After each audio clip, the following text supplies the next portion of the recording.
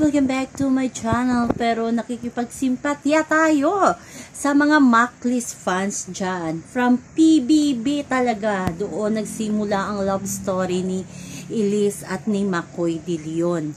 At sa ngayon nga, formal lang in-announce ni Elise sa kanyang IG story, nakatag din itong si Makoy na nag-decide silang dalawa na maghiwalay. Sabi ni Elise, mutual understanding nila ni Makoy na maghiwalay. Tinry daw nila na ayusin pero parang hindi na maayos kung anumang problema ang kanilang kinakaharap. So minambuti na muna nilang maghiwalay. So sa tingin nyo mga Maclis, magkakabalikan ba si Elise at si Makoy? Lagi naman naghihiwalay ang dalawang yan. At syempre, nasa gitna nila ang kanilang cute at napakagandang anak na si Phyllis. Diba? Nung laking PBB din itong si Phyllis kasi doon din inopen up ni Elise na may anak silang dalawa ni Makoy.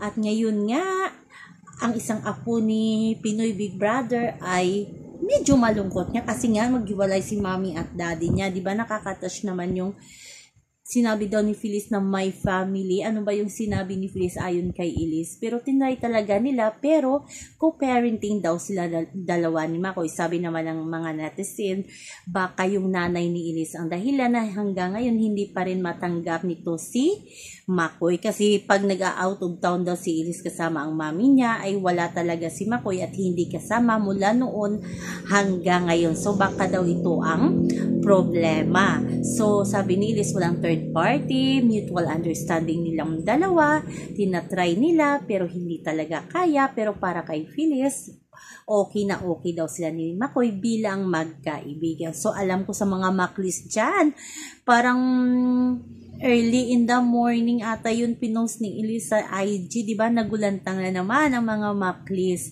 kasi akala nila forever na itong si Elise at si Makoy kasi diba ang tahimik na nila, pero marami namang netizen nakapuna na parang hindi na magkasama sa mga pictures si Elise at si Makoy. Yung mga out of town ni Elise, wala din itong si Makoy, pero sabi ng iba baka busy lang si Makoy sa Batang Quiapo kasi diba ngayon lang yung nawala si Makoy sa Batang Quiapo, kung saan pa nagka-time itong si Makoy ay doon pa sila naghiwalay ni Elise. So sa mga Maclis dyan, yakap mahigpit uli. Yan lamang po guys ang ating update sa ngayon. Hanggang sa muli. Bye-bye! Please like, share, and subscribe my channel para ma-update kayo sa mga bago kong upload.